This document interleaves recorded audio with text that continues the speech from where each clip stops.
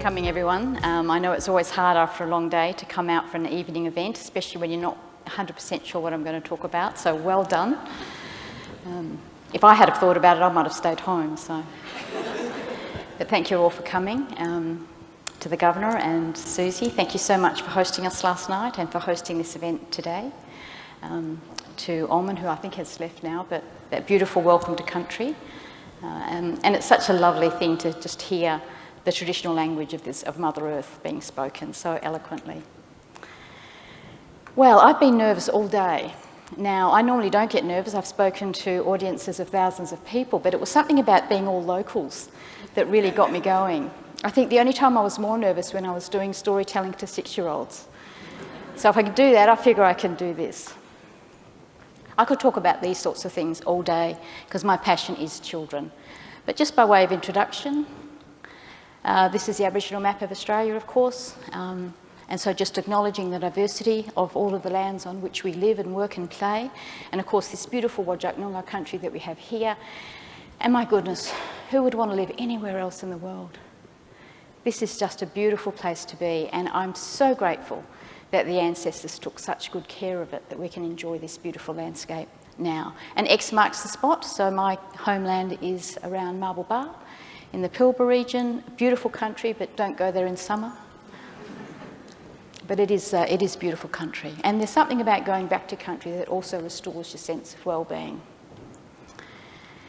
And of course, we can't really understand life without understanding where we come from and our families and the stories that we are all ultimately born into. So that's my grandmother, and she's holding my mum, who was here last night. In fact, she had visited this place, she told me, back in the early 30s when she was only a young child. So she's probably been here before any of us. And of course, that's me holding my first child. So as my grandmother holds my mother holds me, and I hold my children. And that's how it should be. That's how it's meant to be. That's part of the right story. But unfortunately for so many of our children, that doesn't happen.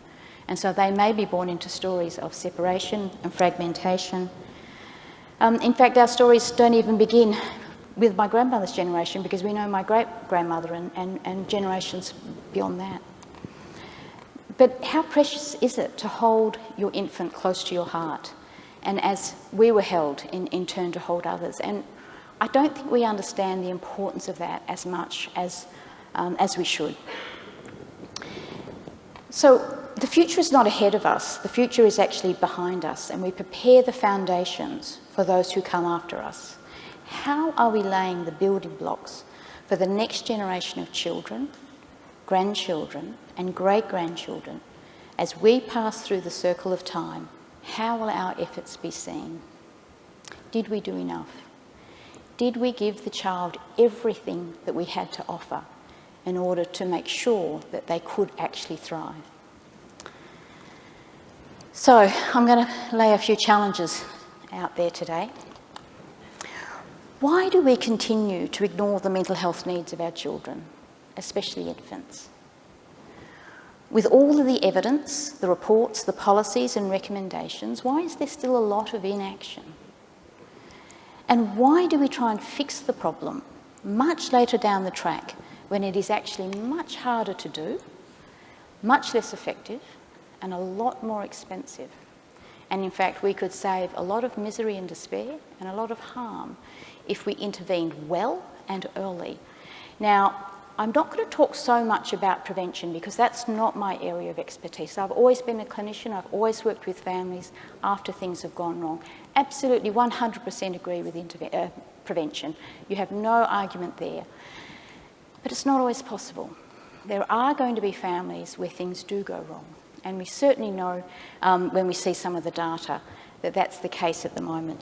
So I'm interested in saying, what do we do when things do go wrong? What do we do to rebuild children back and allow them to actually fulfil their potential? There has been no shortage of reviews or reports. In fact, reports dating back to 2012 and about 7 or so documents since have all outlined the substantial shortfalls in infant, child and adolescent mental health services. And yet we've seen no real investment. We've seen no development of the workforce, and we haven't seen that development of those specialised services for the children most at need. So I am a storyteller, so I am going to tell a story to start off with, and I'll come back to the story at the end. So just think about the story as we go through some of the data. Okay. So Dingo and Moon had been friends for as long as anyone could remember. They started off together, full of joy and hope, as a little pup and a new moon many years ago. Each phase of life brought different challenges. In the first phase, life was wonderful and exciting, and each night they would share stories and laugh together. But in the second phase, Dingo had been hunted almost to the point of extinction. At times, he even had his ears cut off for a bounty of 5 shillings. For many years, Dingo could no longer sleep in his country. The stench of the blood in the landscape kept him awake. He cried out to Moon, and Moon watched in despair. Moon tried to comfort Dingo, listened to his story, and remained true to her word that she would always be there, waiting for him, and send moonbeams to stay with him. In the third phase, things started to change. Dingo started to grow strong again, but was still scared about what might happen. He slept with one eye open, just in case. The world started to realise they needed Dingo. He had a lot of knowledge, and he knew how to look after country. The moon looked on with renewed hope. In the fourth phase, Dingo and Moon rejoiced once again. Although Dingo was old and tired, he was at peace. He knew his children would be safe and grow even older than he was.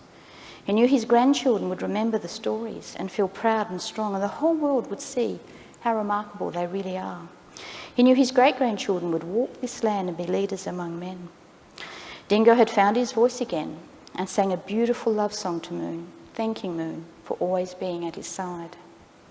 Moon had grown full and bright and lit up the landscape with a golden glow surrounding Dingo. Dingo smiled and said to Moon, "Finally, I will sleep like a pup again tonight." He closed his eyes for the last time and fell into a deep sleep, dreaming of happy times. Moon smiled and watched over him, just as she had done since the beginning of time. So there's a lot we can make from stories, but I think that what we have to understand is that these trauma stories never really go away, and who bears witness to our children's stories today? So when we look at the science of early childhood, this is a quote from Harvard. And it says, "Science tells us that early childhood is a time of both great promise and considerable risk." And that's absolutely true. Every child is born with that optimism and hope for the future. But that potential can be diminished if we don't actually provide the right circumstances, the right nurturing and care, and the right support services or clinical services if things go wrong. So when things go well, then we build a healthy brain architecture and the foundations of resilience. The brain goes strong. On the flip side, significant disadvantage can disrupt the developmental process and lead to limited economic and social mobility that threatens the vitality, productivity and sustainability, not just of children, but of society. Remember, we all started off as a little pup talking to the moon. But how did we all grow and develop? And how did our generations go on after us? So this is a slide that also comes from some of the work that looks at brain development in the early years. So when you're really young, the brain's capacity to change is significant. But when you're older, it's much, much harder. So if you're going to talk about early intervention or the effectiveness of intervention, it's got to start early. And of course, what toxic stress does, and we'll talk a little bit more about this in a minute, is it weakens the architecture of the developing brain, which can lead, of course, to lifelong problems in learning, behaviour, and physical and mental health. I think we've done a fantastic effort in investing in health. We really have, particularly in child health. We've done a really, really good job there, but there hasn't been the same investment in mental health. And I think what people will tell you now is there is no health without mental health. We must look at both and give both the same effort. So in brain development, there's rapid growth and development in the early years. We then go through very sensitive periods where things need to happen in order for other parts of development to occur. We have this pruning that goes on in early childhood, and we also have different elements of the brain that develop depending on our experiences. So genetics is one thing. We are born with a sort of set of things that help us to grow, but a lot of it then depends on our experiences. So when the brain is developing and pruning and deciding how it's all going to work and fit together, priority is given to those sensitised circuits, and hence those early experiences start to organise how the brain functions. Now, if you're an infant or you're a young child and you're having constantly traumatic experiences, then those circuits get sensitised and get prioritised, and they can become permanent. And so then changing those states becomes much, much harder down the track as that circuitry becomes hardwired. Although we have some degree of plasticity throughout life, this dramatically reduces as we head into adulthood. And in fact, if we look at the mental health of children and adolescents from the second Australian Child and Adolescent Survey on Mental Health, what they found was almost 1 in 7 4 to 17-year-olds were assessed as having a mental disorder in the previous 12 months. That's the equivalent of about 560,000 Australian children. Now, people just don't get that there are mental health problems in childhood, but there are, and I'll give you some more evidence about that in a minute. I think what's more disturbing, though, is that the number of children with severe mental health disorders in that age range, 4 to 17, constitutes about 82,000 kids. However, specialist child and adolescent mental health services were only used by about 3%. So we're really under the mark in terms of meeting the need. We also have to understand that mental health is developmental. The brain continues to change, and this can be either in a positive or a negative direction, depending on how our experiences start to shape the brain function and structure. And we also have a lot of myths about children as well in terms of what happens to them in childhood. Certainly when I first started with the Royal Commission, one of the most commonly asked questions that I had when I first started as a commissioner was, what about the kids who make false reports? And I thought, that's what you're worried about? I never got that question at the end of the Royal Commission because I think we'd had enough publicity to show that these experiences were real and children did remember them, and they certainly understood the trauma that they went through during those experiences. So sometimes I think it's very hard to get an understanding of what mental health challenges are for infants and children. We often fail to look behind the behaviours of children. So children often get labelled as bad kids, or parents get labelled as bad parents, when in actual fact there's a whole pile of other stuff that goes behind the behaviour. There's a misunderstanding of childhood resilience, and in fact I'll give you a quote in a minute about that from a very well-known researcher. And myths about children not remembering, won't understand, too young to know what was going on. They do remember. They might not understand what it was, but they do remember the horror and the trauma that they went through. And in fact, if there was one message that was received very loud and clear through the 5 years of the Royal Commission, was that trauma really never goes away. Even if you've actually done really well in life, it comes back to revisit you at various stages and ages. And I think we also still have a lot of denial and disbelief and ignorance about what actually happens to children. We certainly had that historically, but I still think it's present today. And one of the other things I think that is a misunderstanding about children and child development is children are very good at sort of looking okay. They can kind of compartmentalise things because that's the way their brain works at that age. We tend to think that if there's something wrong with the child, then they'll be unhappy all the time. But that's actually not the case. So I think we have to look at it through fresh eyes and understand how children behave and how they look when things go wrong, and not make assumptions as adults. So this are 2 quotes from a paper that Bruce Perry wrote. Of course children get over it. They have no choice. Children are not resilient. Children are malleable. In the process of getting over it, elements of their true emotional, behavioural, cognitive and social potential are diminished. Some percentage of capacity is lost, and a piece of the child is lost forever. It's pretty damning, isn't it? But that's the reality. And his conclusion at the end of the paper was profound socio-cultural and public policy implications arise from understanding the critical role of early experience in determining the functional capacity of the mature adult and therefore society. That paper was written in I think 95 he wrote it and published it in 96. It's not new. We've actually known about this stuff for decades, and there has been pretty much inaction a lot of the time, even though those statements still hold true today. So I'm assuming everyone has some awareness of the Adverse Childhood Experiences study. If you don't, it's very, very interesting research. It actually started back in about the mid-90s, I think was the first study. In 1995 was the first study. And what they looked at was the impact of adverse childhood experiences on outcomes throughout life, and also relating it to things like health, education, employment, all of those sorts of things. And it's actually pretty damning. So if you have a number of adverse childhood experiences, then the likelihood of developing chronic disease is much higher. The likelihood of developing significant mental illness in adulthood is much higher, as is the diminished capacity to do well in school, get a good job, and have those more prosperous or successful lives. And again, this information has been known about for some time, and they've continued to show that these impacts are very real. And so the associations with childhood adversity and later ill health is significant.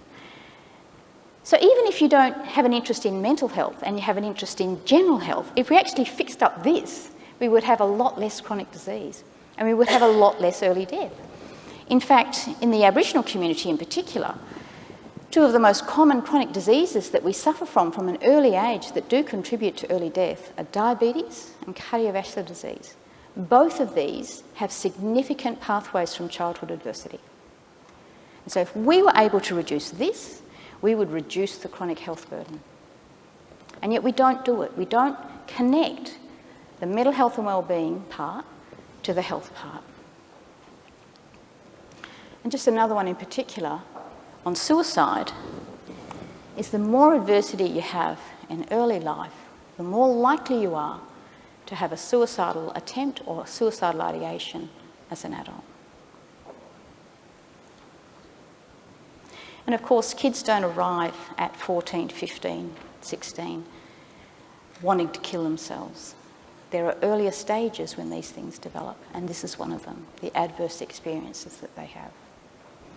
So developmental trauma can include all sorts of things that children may experience. Obviously, child abuse and maltreatment is a big one, but there are other forms of trauma that children can also go through. Traumatic grief and separation as well, and losing a parent, for example, is also a very traumatic experience for a child. And when these things are cumulative, then the impact is much greater.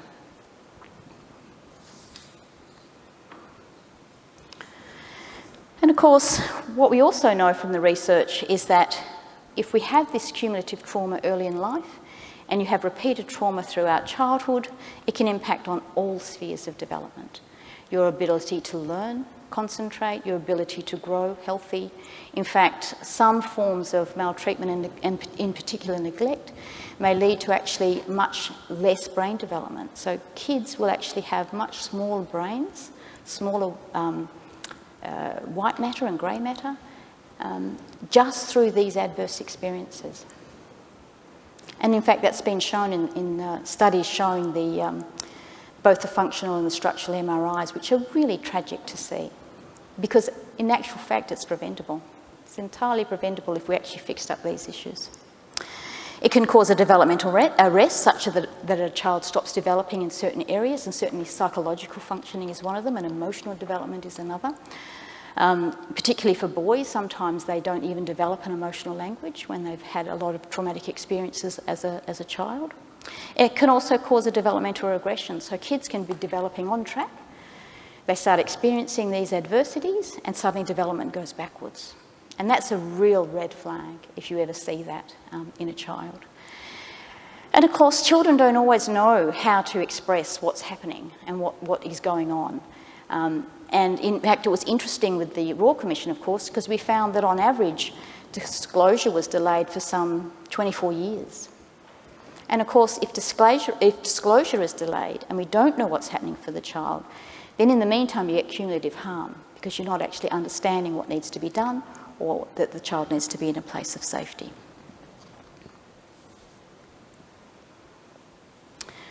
So if we look at the impact in general terms, the impact can be on the individual, it can be on the collective, it can be transgenerational, there can be ripple effects across society and down through generations.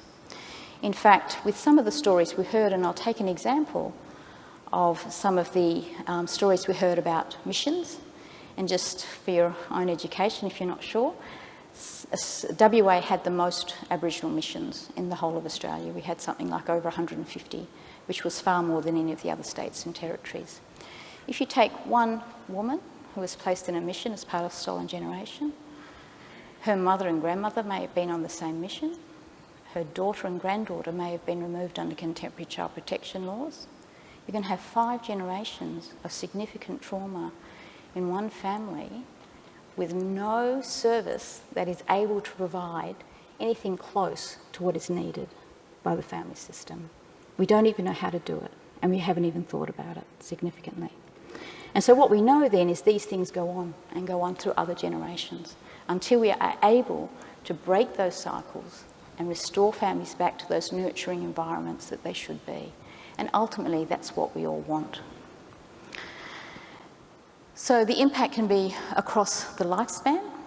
Again, we've already talked about health in particular. They can be complex and profound and interconnected.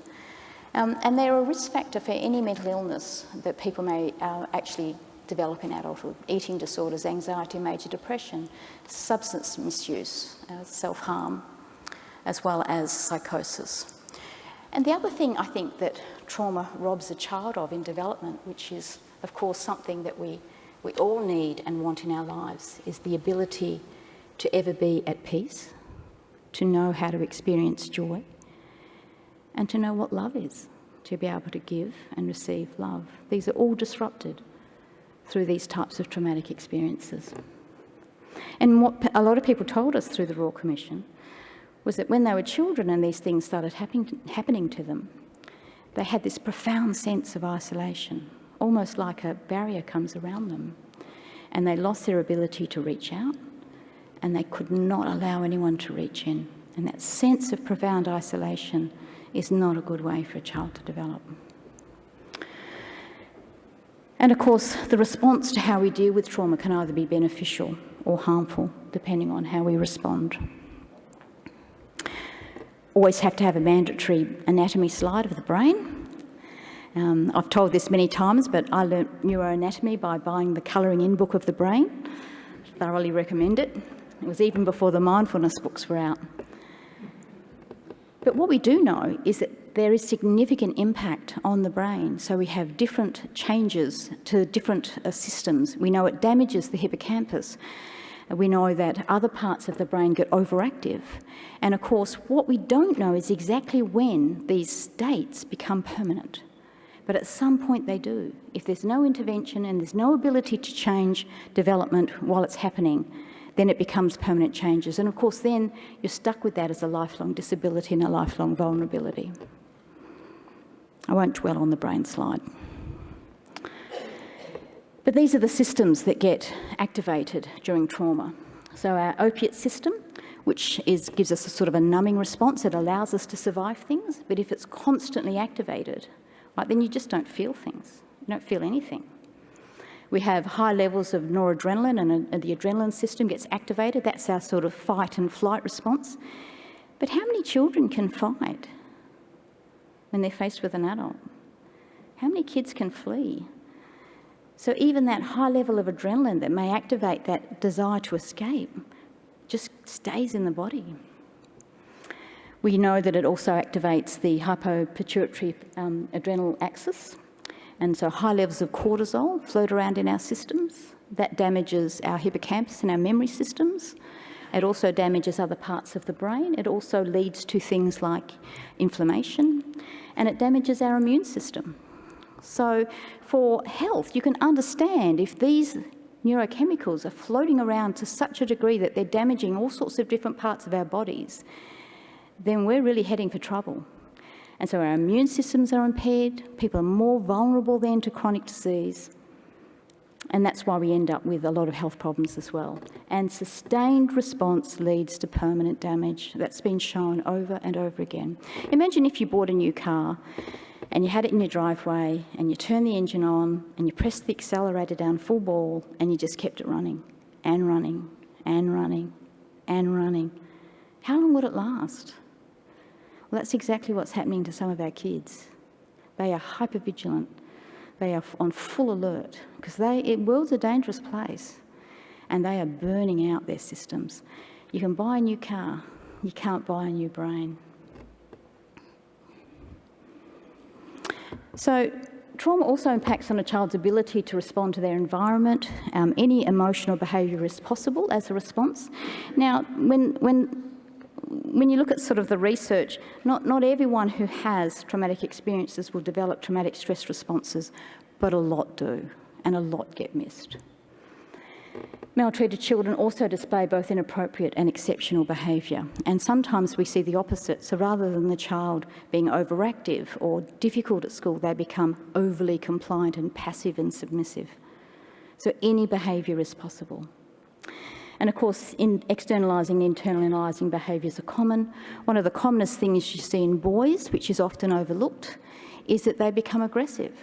And I said this the other day in a lecture, we have far too many labels, 3-letter acronyms or 4-letter acronyms, ADD, ODD, OCD, for kids, when in actual fact you could understand the behaviour and the issues if you understand the traumatic experiences that they were having. If you're a boy who feels under threat and someone comes up to you in the playground, you're going to turn around and hit them. That's not conduct disorder, that's trauma.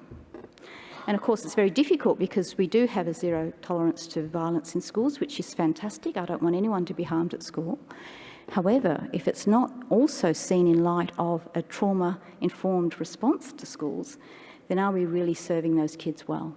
In fact, most children with traumatic responses need to be held, need to be calmed, need to be offered assistance.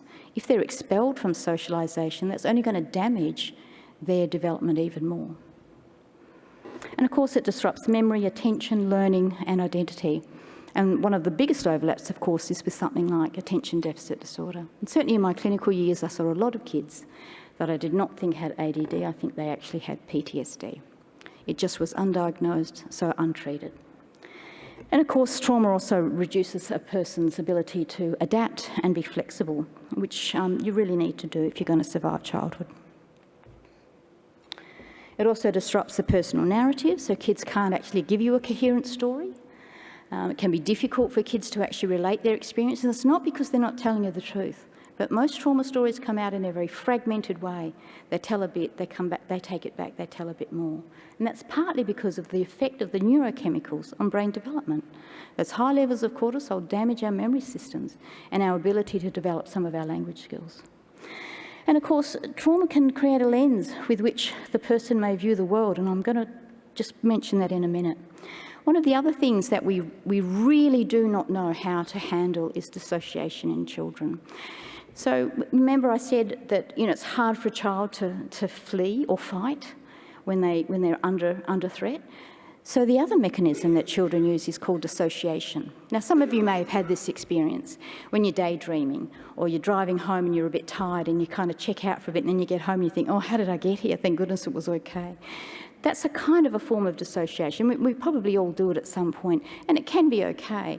But in childhood, if you check out all the time in response to trauma and threat, and that becomes your coping mechanism, it becomes very maladaptive when you're older, because at the slightest trigger, you'll dissociate, which means you're not listening, you can't consent to anything, you can't learn, and you don't know what's going on, and your memory becomes more fragmented.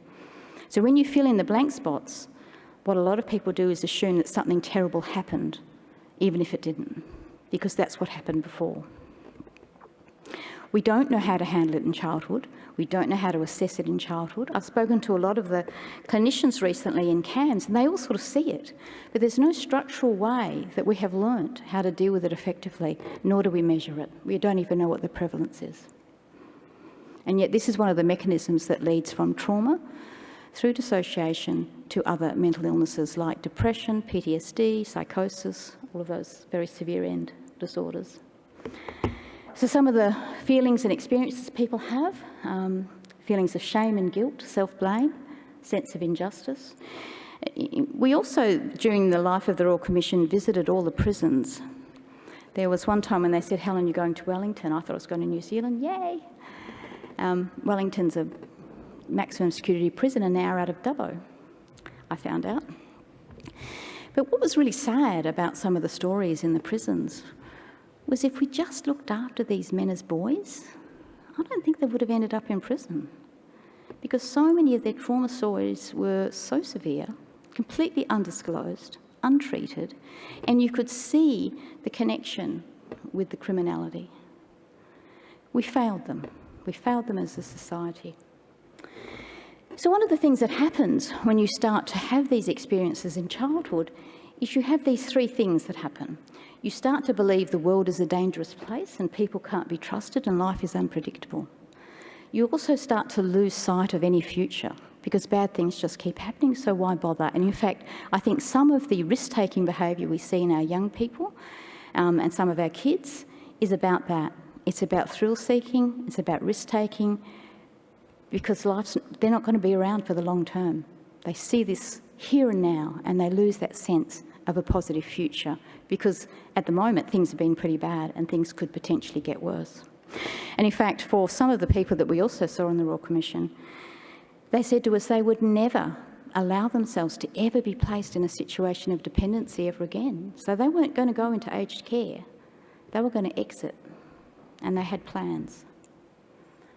And the third component is that they themselves, there's something wrong with them, that they have self-doubt, that they feel impaired, and they feel damaged. They also feel judged. And so that triad of thinking of those cognitive errors really creates a very negative environment for a child to be able to view the world and develop healthy, strong, safe relationships. This is what increases the sense of isolation. And of course, what do we do in services? We don't offer continuity, we don't offer long-term care. We actually repeat the trauma dynamics by passing children and families on from one service to another, and then making them, discharging from the service and making them have to come back and see someone different and tell their story over and over and over again. So we actually reinforce some of these negative outcomes through the very service structures that we have. And this is just a quote from one of the survivors who gave one of the messages to Australia, which was a book that we developed during the life of the Royal Commission. The abuse has damaged my life greatly, despite me trying to look and act as though I'm normal. The trauma never goes away, no matter how hard I try. Every day is immensely difficult, and that is how some of our children are living at the moment. So, I think most mental health challenges or disorders have their origins in childhood. I think they quote something like 50% of disorders have origins in childhood. I actually think a lot more of the risk factors also occur in childhood, even if it's not their direct cause, but certainly vulnerability is created in childhood. There are many risk and protective factors, but by far the biggest ones are the adverse childhood experiences. They're very common. And if you look at prevalence across different populations, at least one kind of trauma is very, very common. Multiple types of trauma are also fairly common. So these are very, very real experiences that children are having. We do have an increasing evidence base for effective interventions, but we don't use them, or they're very small, or they're very specialised. And we have an amazing state in WA. We have some of the most beautiful country, but we also have some of the most isolated and remote communities. So if you do need expert help or specialist services, you may be lucky enough, if you're severe enough and you try really, really hard on multiple occasions, to get a service in Perth. But if you're out in Roebourne or somewhere else out there, very, very unlikely to get the comprehensive wraparound services you may need to deal with the extent of trauma that some people experience. And I don't think there's any argument about the cost benefit. If we were able to reduce ill health, we were able to have better educational outcomes, if we were able to reduce mental illness in adulthood, the cost savings would be enormous. We would probably be able to build less prisons. In fact, I think some of the cost estimates for reducing child maltreatment is somewhere in the billions. So a quick snapshot of where our children are today. In 2018-19, about 170,000 children received child protection services. Aboriginal and Torres Strait Islander kids are much more likely to receive child protection, and I think the data in WA suggests that 50% of kids in out-of-home care are Aboriginal. Our kids don't make up 50% of the child population. And this is a really critical one. Infants, okay, so we're talking about infants here, were more likely to have received child protection services than older kids. So if the damage starts early, it's likely to have a more profound effect over the life course. And then the rate of substantiations have also been going up. So we've got a lot of kids in trouble today, a lot of kids in trouble today. Let's have a look at justice, juvenile justice. So on an average day in 2018 or 19, we had about just over 5,500 kids aged between 10 and 17 under youth justice supervision. Of course, Aboriginal kids are much more likely to be in youth justice, and certainly 22 times more likely to be in detention. Has anyone here visited any of the youth detention centres? Yeah? They're prisons, aren't they? They're just prisons. We are locking children up in prisons. I would suggest to you that's not very good for development. And I've certainly visited a lot of the juvenile justice facilities, and some of them are awful. But look at the next two bits of data. So kids aged 10 to 17 under youth justice supervision are far more likely to have problems with drug and alcohol services or problems. And then the final one, are far more likely to have received child protection notifications. So we're locking up traumatised children because we failed to intervene in early life. We didn't give them the services they required to get on track. So when they acted up, we locked them up. I can tell you one thing, you can't treat trauma in a prison. Very, very difficult, because in actual fact it's quite a traumatising experience, and I know they try really, really hard in the facilities that we have. And in WA, we don't even have a child forensic mental health service. Who'd have thought? We have no staff, we have no capacity to have a child forensic mental health service visiting kids in detention. So how are they even getting back on track? So just a quick look at some of the selective prevalence to understand these links.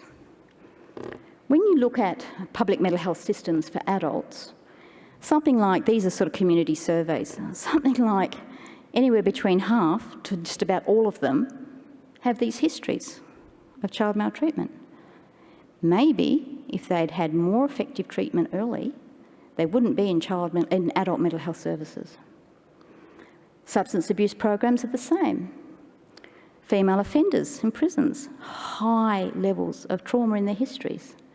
And of course, adolescents with drug and alcohol issues are far more likely to have these histories in their background. What people told us a lot in the Royal Commission was that when things started to happen, they started to act out. They often sought out drugs and alcohol as a form of self-medication, and because things were so bad, particularly for the boys, they also started acting out with criminal behaviour. In fact, one of the things that a lot of men told us was that the most difficult emotion that they had to deal with was rage. They didn't know how to control it, and it would come from the sense of trauma that they'd experienced and the sense of injustice about not having any control over their lives. The other thing that we also found was when we spoke to people about their treatment, a lot of them said they really didn't even get better until someone dealt with their original trauma. So people told us they'd been through drug and alcohol rehab many times. It wasn't until someone addressed their childhood trauma that they actually got better. And the same with the violence programs. They're being told to take responsibility for their violence, which they couldn't because they didn't understand it. But once they realised where it was coming from and what was driving it, then they felt that they could actually have some control over it. So we're sort of treating people without understanding what's driving the problems. So the scientific evidence is clear. This is one of the take-home messages. Significant mental health problems can and do occur in children. That's an old slide, but the current data is exactly the same. In fact, it's getting worse. If we look at the current population in WA, now, some of you may be aware we did a mental health review report last year under the Office of the Chief Psychiatrist due to the suicide death of a teenage girl here in WA. And so we looked at the data, we looked at the referrals coming into CAMHS and how CAMHS was coping. And this is what we're seeing. And this isn't just COVID related because it's pre-COVID. However, COVID's made the situation much, much worse. And so we're starting to see this rapid rise in referrals to child mental health services.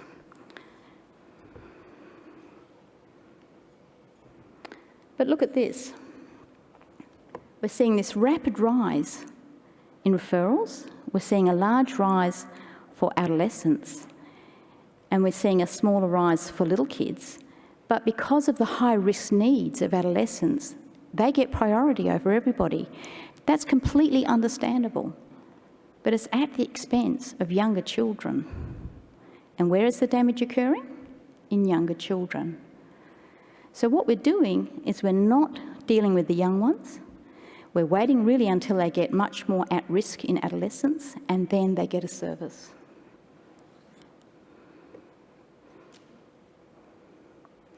And this is the self-harm and suicide risk data from presentations to ED. It's quite disturbing, isn't it?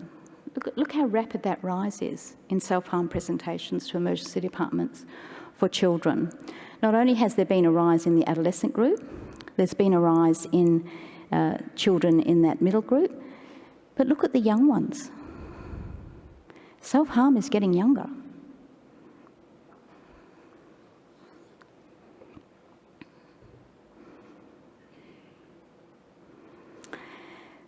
When we did the review, we heard a lot from clinicians as well as families. And these are just a couple of comments that people made which we actually included in the report. So from the clinicians, they said, "We are mopping the floor with the taps turned on full."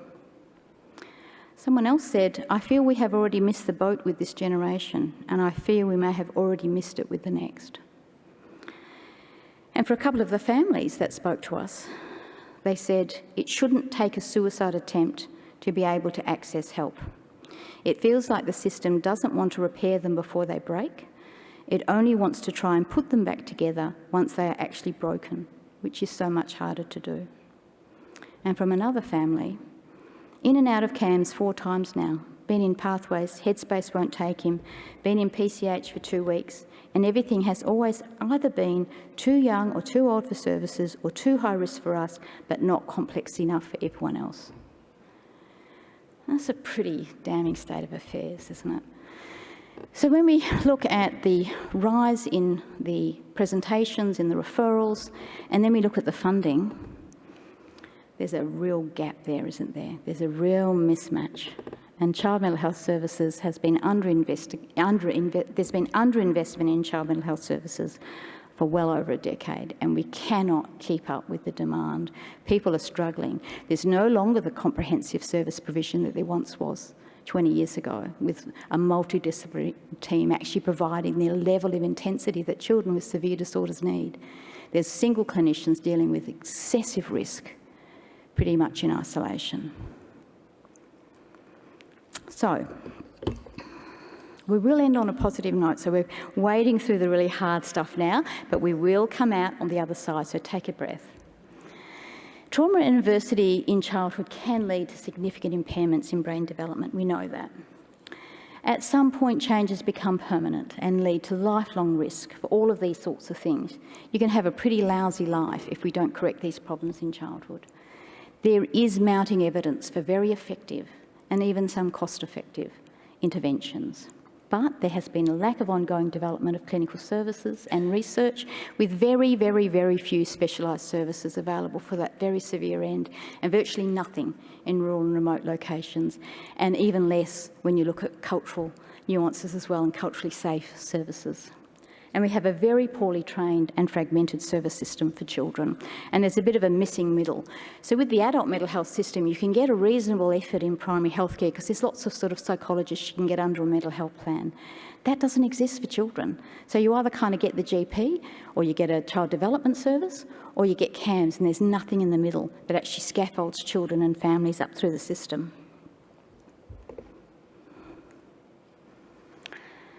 Some of the gaps, well, we don't know which children will develop all of these adverse outcomes. However, some of the risk for some families and children is pretty pervasive. We don't know how much intervention is enough to prevent the cascade of impacts and which developmental points are the most critical, except to say that the data is pretty damning. If you don't get in and provide that comprehensive service, then you're going to end up with a pretty bad outcome. The other thing that's happening at the moment is that we keep trying to manage mental health like it's a health problem. It's not. It's very different.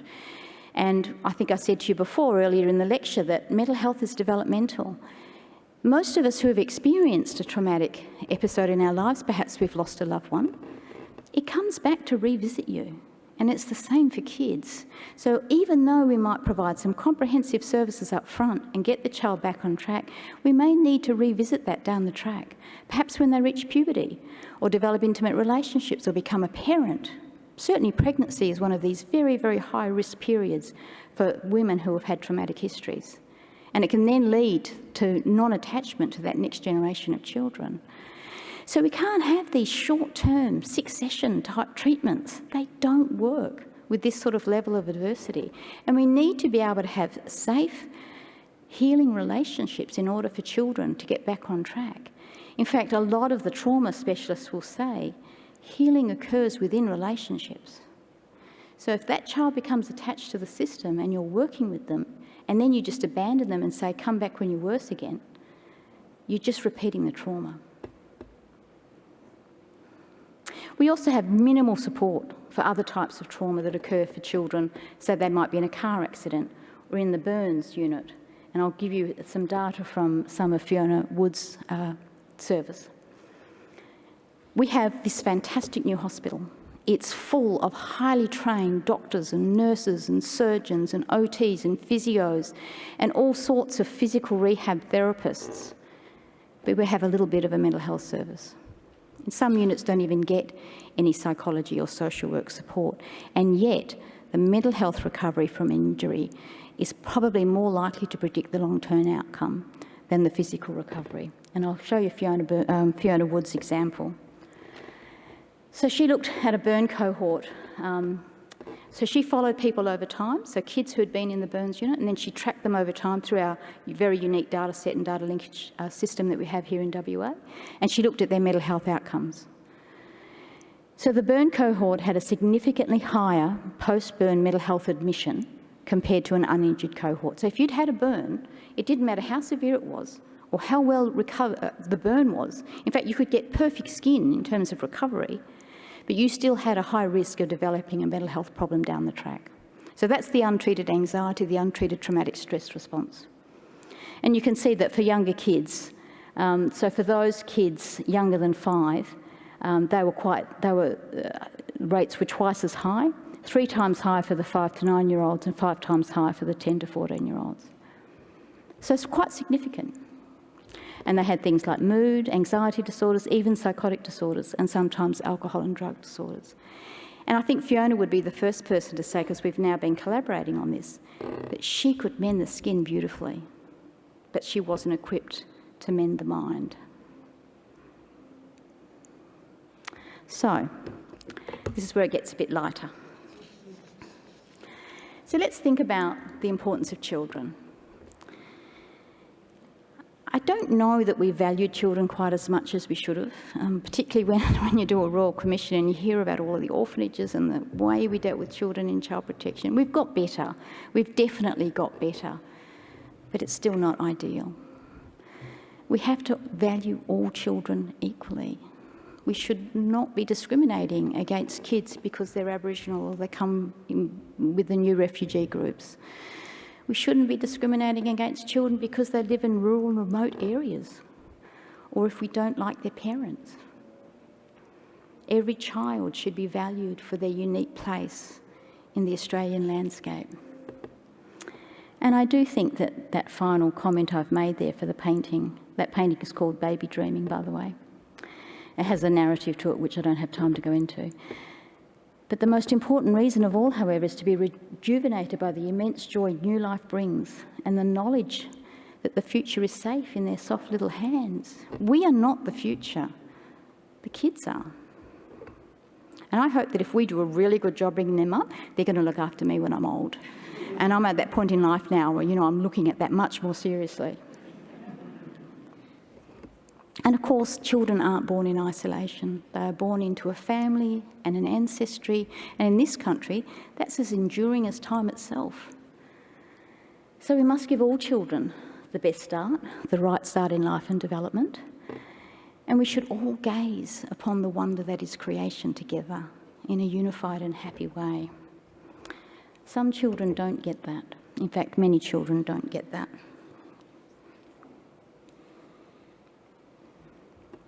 This was a statement that some children wrote for the UN.